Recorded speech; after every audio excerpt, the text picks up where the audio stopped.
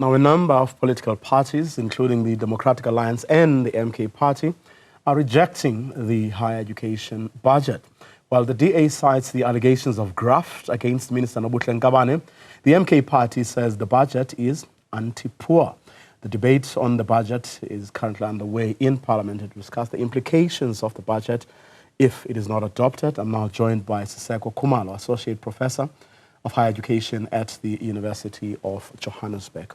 A very good afternoon to you, Prof. Thanks very much for your time. Really appreciate it. Remember on Saturday in Cape Town when the Democratic Alliance told us of their decision to not support certain budget votes, this one of higher education being among them. I asked the Federal Council Chairperson, Helen Zille, as to whether they don't think that they would be punishing the higher education sector for the sins of somebody who probably doesn't even care. Thanks, Vuyo, and good afternoon to the viewership. I think to a certain extent, I don't want to sound as though I'm politically aligned with the Democratic Alliance, but if you take a bit of a closer look at the budget speech that the minister presented today, there are a number of objections that I think even from the sector can be leveled against the claims that are made by the minister. So I do think that while the DA is politicking with the issue, there are sort of really, really deep structural issues that need to be confronted in the budget. And there is probably very well a good necessity to maybe revisit some of the objectives that are outlined in the budget with respect to where the funding of some of the objectives are going to come from, and more importantly, how the sector is going to deal with the diminishing budget allocation from National Treasury. Let's isolate a few of those and the impact going ahead with perhaps the minister's positions would actually do. In other words, I'm assuming here a negative impact. It definitely will. For example, for the minister indicates in the budget speech that there is a 1.4 billion rand deficit in terms of the university's budget. And this particular issue is sort of downplayed in the minister's outline. She doesn't resolve it. She doesn't give an indication of who are the stakeholders that will be consulted, for example, in recuperating that particular amount of money.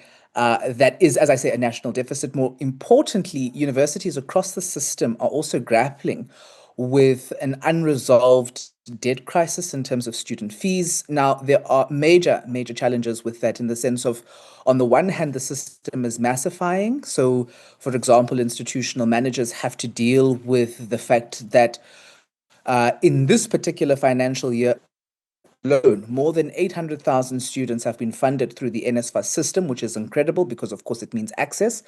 However, those numbers are not aligning with what we're seeing in the lecture venues and institutions across the board, which is to say, posts are not being created, students are coming into a system that is understaffed, and academics are incredibly stretched.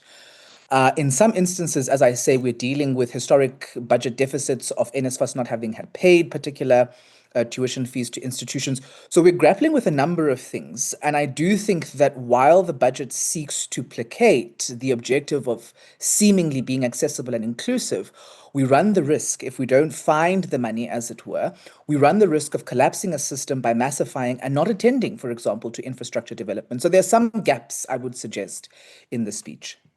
But then are those issues hers and hers alone? And I'm asking this also in the context of a government of national unity, where all these ministers, including those from the DA, from the IFP, and from a whole host of other parties, are involved. Can you hold her responsible for that? Because we saw what happened at the beginning of the year, where you had more university passes than was the case before, but with universities saying there's nothing that we can do about it because we only have so many lecture halls, so many lecturers. I mean, we only have so much, So the point I'm making here is that you have a DA now coming to, take up an issue, I think, correctly about how she has tended to undermine Parliament, but is it not going to have, is not going to impact the sector differently? In other words, is it not going to shortchange people who are already, a sector that is already shortchanged?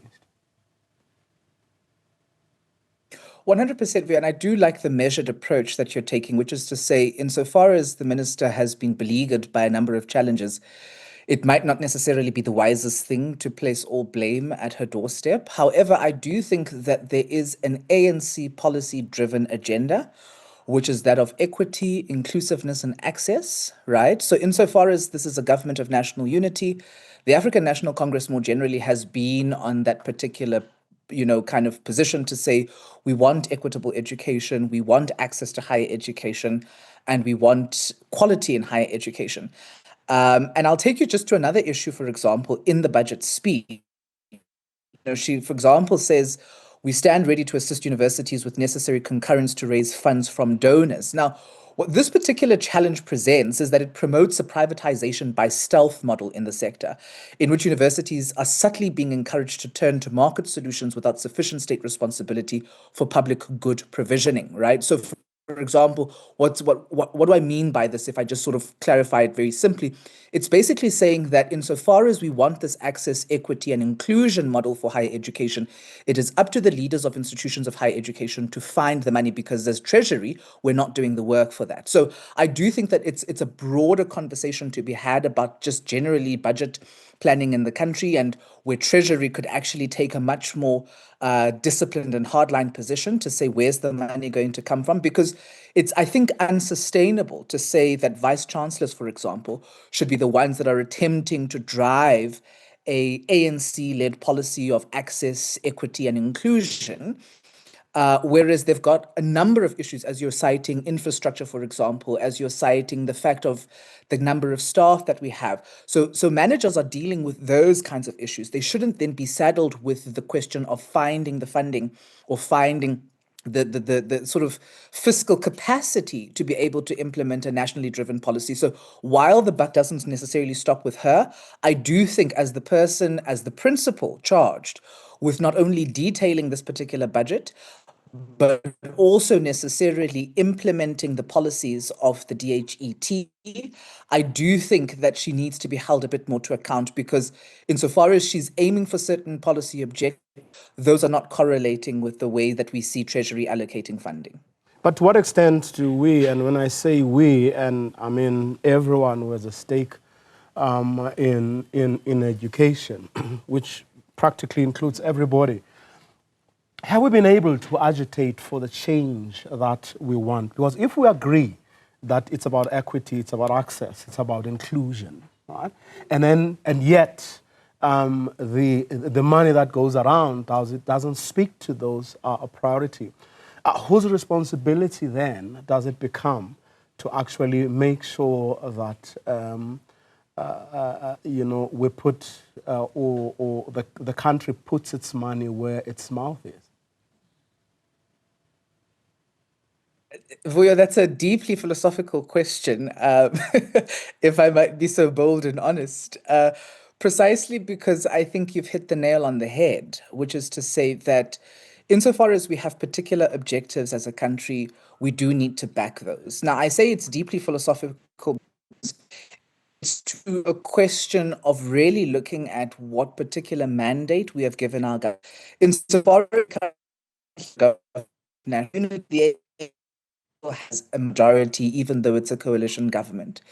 And so, for example, I'll take you to just another aspect, right? So the minister in her budget speech indicates that, for example, she's interested in capacity building for us to lead the research, innovation, and curriculum development.